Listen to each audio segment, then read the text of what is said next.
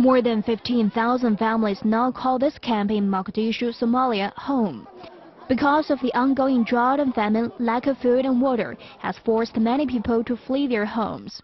In response to the crisis, UNICEF has been sending high-energy biscuits, mosquito nets and plastic sheeting to the people living here, but a full shipment of supplies has not yet arrived.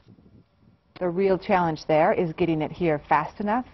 So, usually we'd put it on ships and it would take 20 to 40 days to get it to the Mombasa port, and then we've got to truck it into the different locations, which takes, again, another couple of weeks. So we're really trying to get this moved via air, which is, of course, very expensive. Since the beginning of July, UNICEF has delivered 1,300 metric tons of life-saving supplies to some of the hardest hit areas in southern Somalia, enough to treat 66,000 malnourished children. But that isn't nearly enough to help everyone who is affected.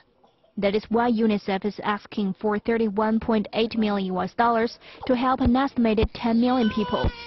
The money will not only be used to pay for the much-needed assistance, but to expedite its arrival, as time for many people in the Horn of Africa runs out. It's huge drought levels. There hasn't been such drought in 20 years, so the quantities that we need to bring in are really big.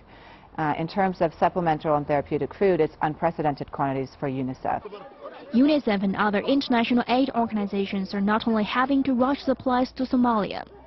Ethiopia and parts of northern Kenya are also in the midst of severe droughts and food shortages. Lack of rain, high food prices, and dying crops have combined to create a deadly situation in the region, one of the worst here in more than half a century.